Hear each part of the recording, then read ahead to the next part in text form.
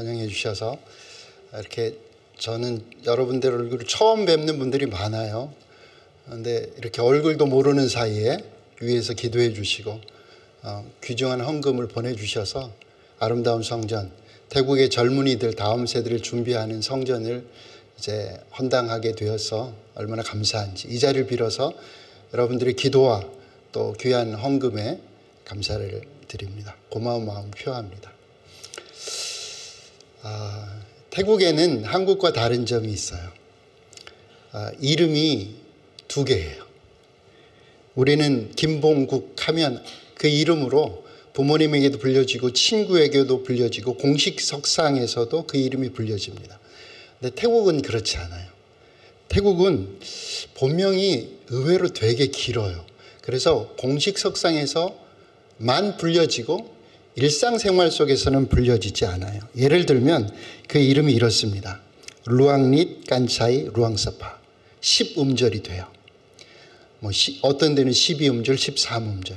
그러니까 서로가 서로를 그 이름을 기억해서 부르기엔 너무 복잡한 거예요. 이름 부르다 보면 세월이 다 가요. 그러다 보니까 자녀가 태어나면 부모님이나 조부, 조모님이 이렇게 태어난 아기의 본명과 예명을 짓습니다.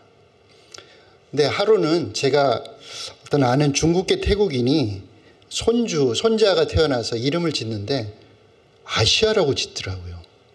그래서 되게 좀 독특하잖아요. 평상시 봉구가 밥 먹었니? 봉구가 오늘 기분이 어때? 숙제했어? 이렇게 기본적인 질문을 할 때도 이름을 부르는데 아시아 밥 먹었니?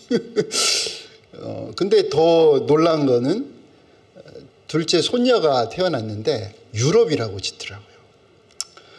그래서 야, 이분 보통이 아니네. 특별하다 하는. 그 마음 가운데 자녀 손들에 대한 꿈이 대단한 거죠. 근데 이 아이들이 초등학생이 되고 중고생이 되고 대학생이 돼도 그 이름을 유지할까요? 그렇지 않습니다. 저는 주로 대학생, 청년들하고 목양을 하면 지내고 있습니다. 이 친구들이 이름을 다 바꿔요. 간단하게 흔한 이름으로 예를 들면 작다란 뜻이에요. 룽, 무지개란 뜻이에요. 아시아나 유럽보다 훨씬 낫죠. 그렇죠? 근데 이 친구들한테 태어나자마자 스스로에게 장명할, 자기 이름을 지을 권한을 주었다면, 그런 기회를 주었다면 처음부터 자기가 짓고 싶은 이름으로 지었겠죠. 근데 우리 인간이란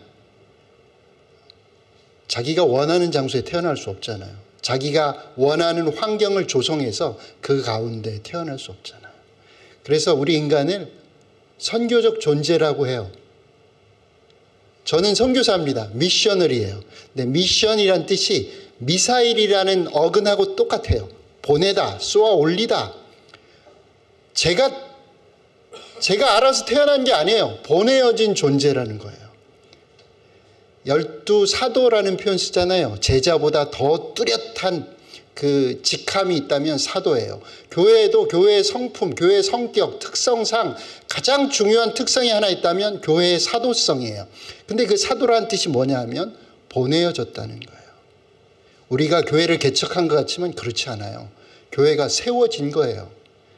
성령의 능력에 의해서, 하나님의 계획에 의해서. 그래서 보내어진 존재는, 사도적인 교회는, 또 보내어진 우리 그리스도인은 자기의 마이 스토리를 꿈꾸며 마이 드림을 꿈꾸며 사는 사람이 아니라 우리를 쏘아 올린 사람, 우리를 보낸 분, 그분의 뜻이 우리 인생에 아주 중요하다고 성경은 가르쳐줘요.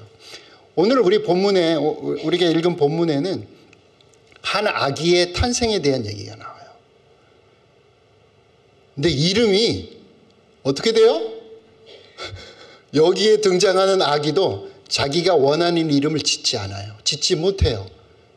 보통 유대인들은 태어난 지 8일 만에 할례를 받고 할례를 받은 이후에 이름을 짓습니다. 근데 이 아기는 또 다른 누구에 의해서 이름이 지어져 나와요. 예수라는 이름. 그것도 이분이 예수님이 태어나기 전 기원전 745년에서 695년 한 50년 정도 활동한 이사야라는 선지자, 뭐 700년 이상 그 이전에 이분의 이름이 지어졌어요. 참 신기하죠. 우리는 예수님의 탄생을 생각하며 예수님도 선교적인 존재였구나, 보내어진 존재였구나, 더불어서 우리도 선교적인 존재구나 하는 것들을 깨달을 수 있습니다. 사람들은 자기 인생을 마치 한 권의 책이라고 생각해요. 그리고 그 책의 주인공은 자기라고 생각합니다. 부푼 꿈을 안고 여러 가지 꿈을 꿔요. 최선을 다해서 자기가 세워둔 목표를 향해서 달려갑니다. 근데 많은 사람들이 자기를 보내어진 존재라고 생각지 않아요. 만약 우리가 보내어진 존재라면, 만약 우리의 인생이 우리가 생각한 것보다 더 큰 이야기에 속한다면 그 큰 이야기는 하나님의 이야기라고 말할 수 있겠죠. 그렇다면 우리를 보내신 그 창조주의 이야기를 들어볼 필요가 있는 거예요. 성경은 선교적인 존재에 대해서 무엇이라고 하는지 정말 들어볼 필요가 있지 않나, 이런 생각을 해봐요. 첫 번째, 우리의 인생은 우리가 생각한 것보다 더 큰 이야기입니다. 우리는 마이 스토리라고 늘 생각하며 살아가지만 그렇지 않아요. 우리 마이 스토리 이전에 예수의 스토리가 있었고, 예수의 스토리 이전에 예수님조차도 하나님의 스토리 속에서 이 땅에 오신 거예요. 그만큼 그리스도인에게는 우리 이 구원의 사역과 구원의 계획을 시작하신 하나님이란 분이 얼마나 중요한지 모르고 그분의 뜻이 얼마나 중요한지 모릅니다.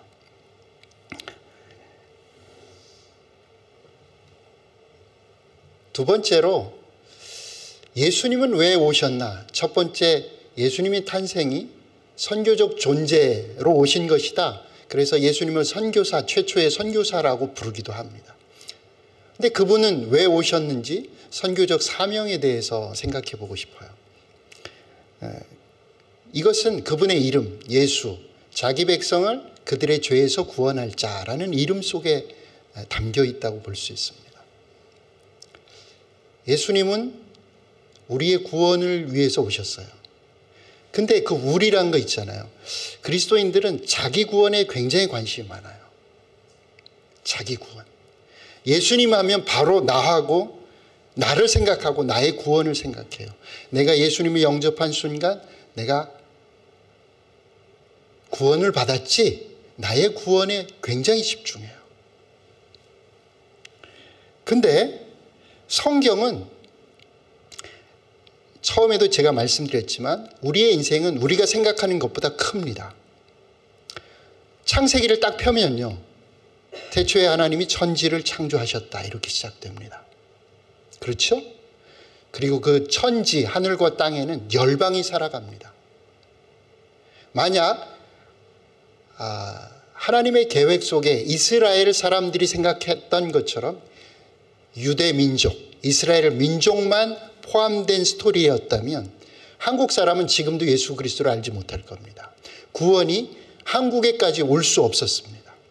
그런데 이 성경의 이야기가 나의 구원을 넘어서, 예수의 이야기를 넘어서 하나님의 이야기, 천지를 창조하신 그 열방의 이야기라고 믿었던 사람들, 그 선교사들이 한국 땅까지 찾아온 거 아니겠습니까? 그분들 때문에 우리가 복음을 받게 된 거 아니겠어요? 실은 제가 그 선교사로 헌신하게 된 이유 중에 하나도 서울에 합정동에 있는 양화진 외국인 묘지에 방문한 이후에 제 마음이 많이 부딪힌 그 이슈가 있었어요. 거기 가보니까 애기들의 무덤이 있어요. 거기 가보니까 20대들의 무덤이 있어요. 다 외국인인데 한국의 의료시설이 풍토병에 걸리면 많은 사람이 죽어가던 시절, 꽃다운 청춘의 나이에 20대에, 솔직히 우리 자녀들 보세요. 20대가 얼마나 성숙한 나이인지 잘 모르는 나이잖아요.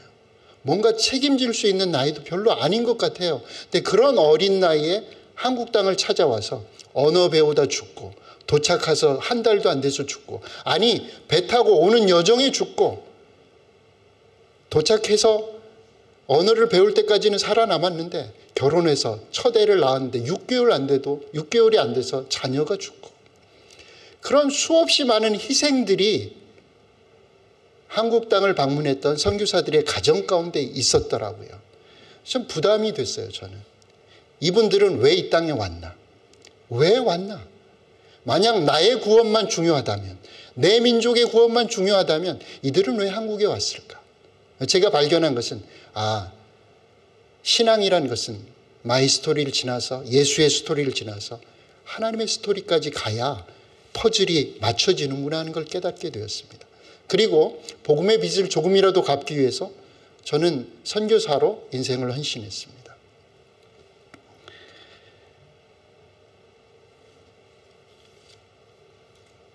한국 선교에 대한 글이, 제가 글을 읽은 적이 있는데, 캐나다에서 안식년을 할 때 한 분이 조선 그 마지막 10년의 기록이라는 책을 썼어요. 제임스 게일이라는 캐나다 출신의 선교사였습니다. 이분의 글을 좀 읽어드릴게요. 이 땅에서 오랜 동안 고생을 하다 보면 자연스레 인내심을 기를 수 있는데, 이왕이면 빨리 인내심을 기르는 편이 확실히 자신에게 좋다. 이 땅에서 여행을 하면서 행복해질 수 있는 유일한 방법은 이 사람들에게 시간을 주는 것이다. 왜냐하면 아무리 닥달하고 재촉해봤자 아무런 변화 없이 느린 그대로일 것이기 때문이다. 정말 신기한 것은 이렇게까지 느려 터진 나라가 빨리 하라는 의미의 말은 엄청 많다는 것이다. 어서, 급해, 속히, 빨리, 날래, 냉큼, 바빠. 이런 말들은 우리가 매일 듣고 말하는 수많은 말들 중 일부일 뿐이다. 지금으로부터 한 126년 전 한국의 상황입니다. 저는 이 글을 읽고 전혀 동의가 되지 않았어요. 왜냐하면 제가 태국에서 사역하잖아요. 태국 분들이 좀 느리거든요. 근데 한 번도 저는 그분들을 선교 보고하거나 설교 단상에서 느려 터진 나라, 느려 터진 백성들이라고 한 번도 표현해 본 적이 없어요. 근데 이분은 대체 누구길래 한국 사람들 이렇게 빠릿빠릿하고 정말 뭐든지 그 보통 나라 어떤 국민들보다도 신속하게 해낼 수 있는 그런 기동력 있는 이 민족을 두고 느려 터진 나라다고, 아무리 재촉해봤자 느린 그대로일 것이다라고 어떻게 단정적으로 말할 수 있지? 저는 이분이 글을 읽는데 막 화가 속으로 일어났습니다. 왜냐하면 사람마다 그 동전의 양면처럼 장단점이 있어요. 느린 분들은요 굉장히 여유롭습니다. 사람이 잘 다투지 않아요. 그리고 여유롭다는 것은 마음 가운데 평정심이 굉장히 그 삶을 많이 이렇게 다스려요.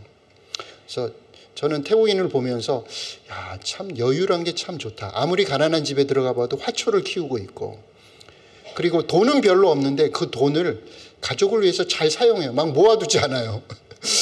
근데 그런 모든 성품이 느린 데서 오는 거예요. 빠릿빠릿하지 못한 데서. 그러니까 좋은 점과 나쁜 점이 공존하는데, 이분은 왜 이렇게 자기가 선교했던 선교지 백성에 대해서 비판적인 글을 썼을까 궁금해서 이분에 대해서도 파보기 시작했어요. 이분이 정말 한국을 잘 몰라서 이런 건 아닐까? 이분이 신약 성경을 번역하는 데 참여했습니다. 이분도 20대 한국 선교사로 왔어요. 평신도 선교사였어요. 물론 나중에 신학을 하게 되지만. 한영 사전을 편찬했어요. 최초로. 그리고 여러분 아세요? 구운몽은 음식이 아닙니다. 고전 작품을 영어로 번역했어요. 이 사람 완전 한국 통이에요. 한국을 그 누구보다도 잘 아는 한국 전문가였어요. 근데 지금으로부터 126년 전 한국이 그랬다는 거예요. 아무리 닥달라고 재촉해봤자 절대 변할 수 없는 사람들이 가득 찬 나라. 소망이 없는 나라. 근데 그 나라에 하나님의 구원 이야기를 이해한 마이스토리를 지나서 한 민족의 구원을 지나서 열방의 구원을 소망하는 선교사들이 도착하고 그 복음이 하나님 나라 복음이 한국 땅에 한국 교회 속에 뿌리 내리게 되면서 이렇게 다른 나라가 된 거예요. 다른 민족이 된 거예요. 저는 상상이 안 가요. 한국 사람들이 늘어 터졌다는 말이. 이게 상상이 안 가는 거예요. 126년 전에 과거의 한국인들이 이랬다는 게 지금 한국인과 전혀 매치가 되지 않아요.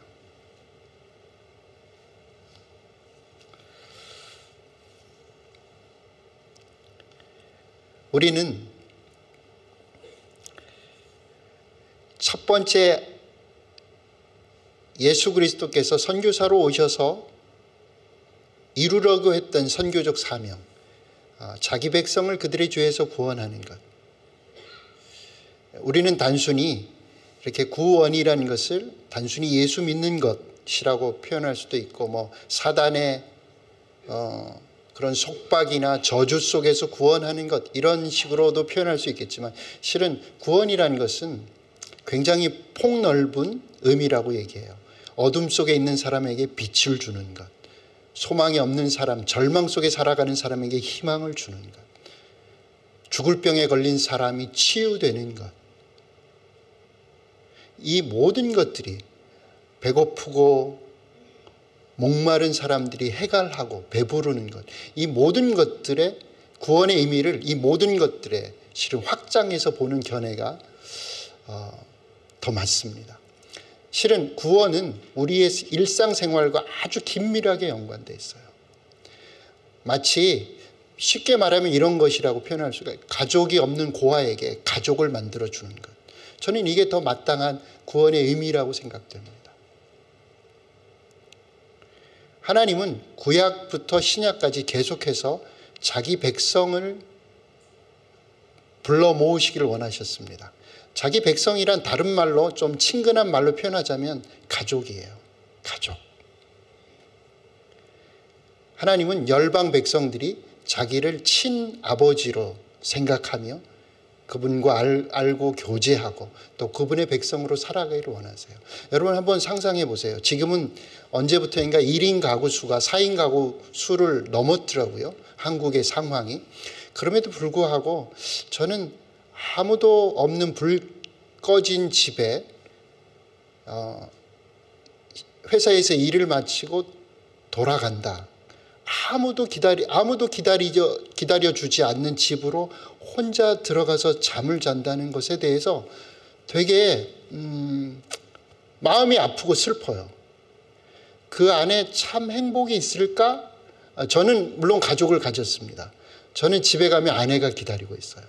자식은 이제 커서 분가했지만 근데 아무도 기다려주지 않는 집, 나 혼자만 살아야 되는 집, 혼자만 살아야 되는 인생이라면 그게 정말 풍성할까요? 하나님은 그렇게 외떨어진 고아처럼 살아야 되는 인생들을 불러서 정말 행복한 가정을 꾸리기를 원하세요. 하나님이 누구신지 하나님의 사랑에 대해서 맛보게 되면 그는 또 다른 인생을 살게 됩니다. 또 다른 행복을 맛보게 됩니다. 사람이 사랑받으면 얼굴이 달라진다고 하잖아요. 우리가 자식을 이렇게 고쳐보려고 매도 들어보고 꾸짖어도 보지만 사랑만큼 사람을 바꿀 수 있는 비결은 또 없는 걸 살면서 깨닫잖아요. 근데 하나님이 열방의 고아처럼 불쌍하게 살아가는 외로운 사람들, 고독한 사람들, 불행한 사람들을 불러서 가족 삼겠다는데 이 얼마나 멋있는 꿈입니까? 이게 하나님의 이야기예요. 그 하나님의 꿈 때문에, 하나님의 이야기 때문에 지금 우리가 하나님을 예배하고 있는 겁니다. 마지막으로 이런 꿈은 되게 쉽지 않게 느껴져요. 성취 가능한가에 대해서. 우리는 살아가면서 한 사람을 전도해서 예수님의 제자가 되게 하는 게 얼마나 어려운지 경험하며 살아갑니다. 실은 우리 자식조차도 우리 마음대로 못하잖아요. 내가 만난 예수 그리스도, 내가 만난 그 창조주 하나님, 우주의 왕이신 하나님을 내 자식이 가감없이 받아안기를 원해요. 믿음의 DNA가 전수되기를 원해요. 근데 이게 안 되잖아요, 잘.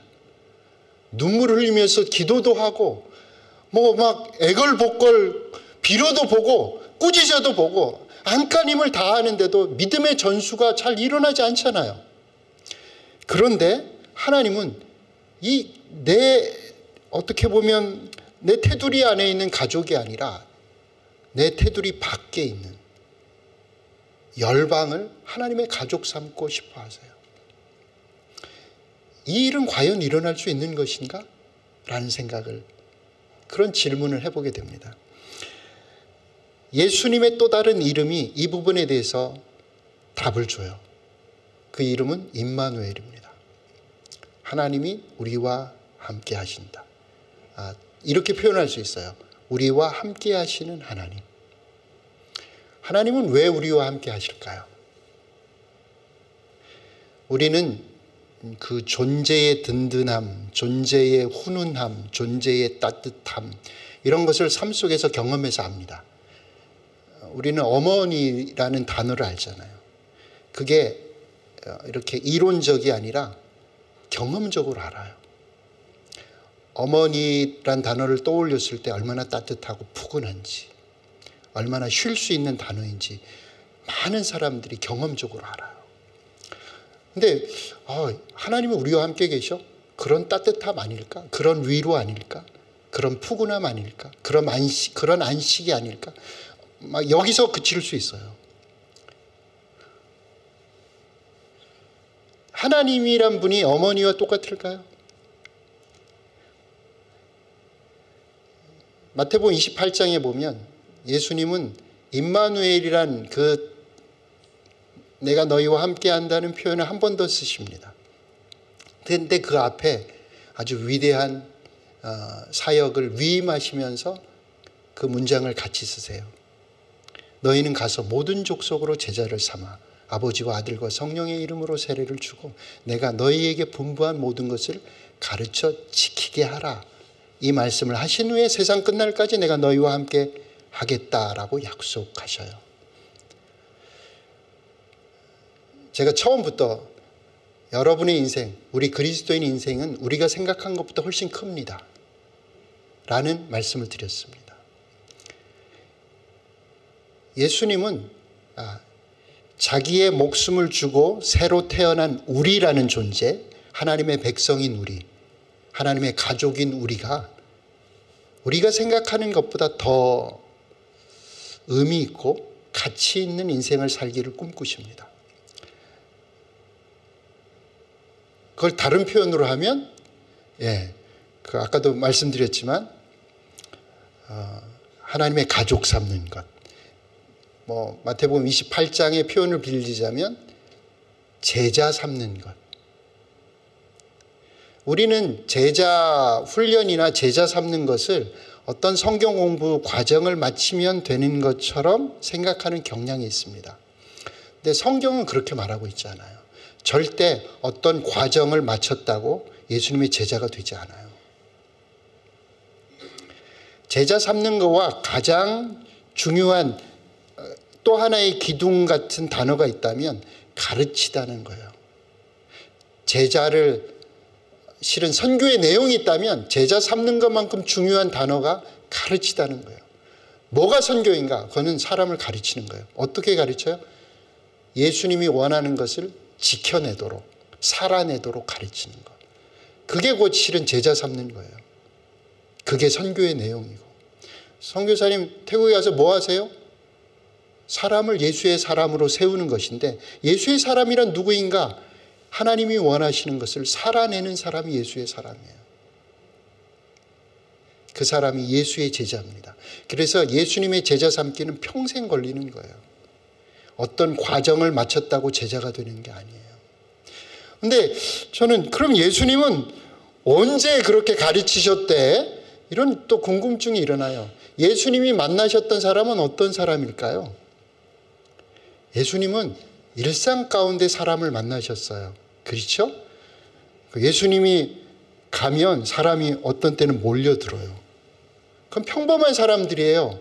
아주 바쁘고 중직을 맡은 사람들은 예수님 주변에 없었어요. 왜? 자기 일에 바쁘니까. 배고픈 사람들, 못 배운 사람들, 병든 사람들, 귀신 들린 사람들, 문제 있는 사람들이 예수님 곁으로 왔어요.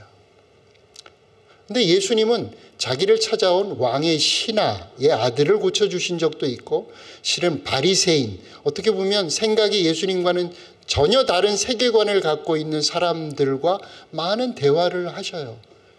그렇게 보면 예수님 주변에 못 배운 사람만 있는 게 아니라 여러 부류의 다양한 사람들이 예수님과 시간을 보냈어요. 근데 이분은 삶을 통해서, 인격을 통해서, 가르침을 통해서 그분들에게 영향을 주셔요. 교실에서 이루어진 제자 삼기가 아니었고 삶 가운데서 영향을 주는 제자 삼기였어요. 그러면 우리의 현실에서 어떻게 예수님의 제자를 삼을 수 있는가, 하나님의 백성을 만들 수 있는가, 하나님의 가족을 만들 수 있는가 얘기한다면 우리의 일상 가운데 할 수 있어요. 우리는 가서라는 떠남의 의미, 장소의 의미에 지금까지 너무 많은 한국교회가 비중을 두어왔어요. 그래서 선교사로 나가야만 선교할 수 있다고 생각했어요. 근데 네슬린 뉴비길이라는 영국 출신 선교사고 인도에서 30년 이상 선교했던 사람이에요. 이분이 선교를 마치고 영국에 돌아와 보니까 교회가 다 죽어가는 거예요. 영국에 예수 믿는 젊은이들이 없어요. 뭐가 잘못이지? 뭐가 문제였지? 보니까 뭐가 문제였어요? 떠남에 너무 의미를 많이 둔 거예요. 장소에 너무 의미를 많이 둔 거예요. 정말 중요한 건 제자 삼음인데, 평생을 통해서 일어나는 제자 삼음이 우리가 어디에 있든지, 장소가 내 서 있는 삶의 현장이 국내건 국외건 상관없이 이 제자 삼음에 목숨을 걸었어야 되는데 영국 교회가 그러지 못했던 거예요. 그래서 다음 세대가 다 죽어버린 거예요. 여러분, 한국 교회도 다음 세대가 죽어가고 있습니다. 지금 한국 선교사의 숫자는 점점 줄어들고 있습니다. 해지는 저녁 노을처럼 그 시간을 보내고 있어요. 근데 이상하죠? 세계 선교사의 숫자는 늘어나고 있습니다. 왜요? 한국에서는 선교 지원자가 점점 없어지고 있는데, 감소하고 있는데, 저 브라질에서, 저 인도에서, 저 필리핀에서, 아니 저 무슬림 땅인 인도네시아까지 선교 자원들이, 제가 여기 있습니다, 저를 선교사로 써주세요. 가난한 나라에서, 제3국에서, 저 아프리카에서 많이 일어나고 있어요. 그래서 전체 선교사 숫자는 더 늘어나고 있어요. 저는 한국이 예전의 영국이 되지 않았습니다. 유럽같이 되지 않았으면 좋겠어요. 그러려면 우리가 서 있는 땅에서 하나님의 가족 만들기, 하나님의 백성 세우기, 평생을 통해 이루어내야 되는 제자 삼기, 이 사역에 마음을 둬야 됩니다. 다음 세대를 세우는 일에 마음을 둬야 됩니다. 내 자식이 마이 스토리, 인생에서 좋은 학교 나와서 좋은 직장 갖고 마이 스토리 속에서 성공하는 것, 이게 전부가 아니에요. 하나님이 우리를 보내신 것은, 하나님이 역사를 지금도 붙들고 있는 것은 마이 스토리를 지나서 예수의 이야기, 하나님 나라 복음을 알고 그 복음 속에서 하나님 나라의 구속 계획, 하나님의 백성을 삼고 제자를 만드는 일에 우리 인생을 드리게 하기 위해서 하나님이 우리를 부르셨다는 것 잊지 말아야 됩니다. 이 일은 우리의 노력만으로 불가능해요. 그래서 하나님께서 이렇게 말씀하세요. 내가 너와 함께 하겠다. 내가 너와 함께 하겠다.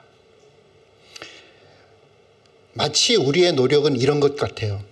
촛불과 번개가 있다면, 촛불과 번개가 있다면 우리의 노력은 촛불 같아요. 어두움을 밝히는 작은 촛불, 작은 불빛 하나가 의미가 있어요. 근데 번개에 비하면 아무것도 아니에요.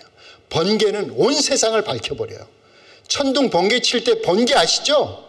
한 일대를 완전 밝혀버려요. 그리고 거기엔 위험이 있어요. 장엄함이 있어요. 촛불과는 비교할 수 없는 장엄함이 있어요. 그런데 하나님은 우리에게 촛불의 역할을 맡겨주셨어요. 너 촛불로 빛을 내야 된다. 근데 이 촛불과 번개는 차원이 달라요. 하나님이 한번 빛을 발하시면 모든 사람이 두려워 떨 수 있어요. 아니, 무슬림들도 꿈속에서 예수를 만나서 돌아올 수 있어요. 저는 그 전도하다가 저한테 냉소적인 학생들 많이 만났거든요. 근데 어느 날 찾아와요. 선교사님, 제가 꿈을 꿨대요. 십자가 꿈, 빛의 꿈. 이분이 예수님이 아닌가. 사람이 다 사람을 변화시킬 수 없어요. 저희 교회는 저희 교회를 지금 설교하고 있는 이 시간에 태국에서 설교하고 있는 현지인 사역자 이름이 파인데요. 티우와 파 자매인데, 파 자매가 제가 2019년도에 교회를 열 때 같이 했어요. 근데 이 친구는 치앙마이라는 좋은 대학, 명문대학 출신이었고, 국제학부, 우리 연세대 국제학부 있죠. 영어로만 공부하는 거예요. 학비가 엄청 비싸요. 그 국제학부 출신이에요. 정치외교학과. 근데 부모님이 예수를 안 믿어요. 근데 이 친구가, 이 자매가 예수를 인격으로 만난 거예요.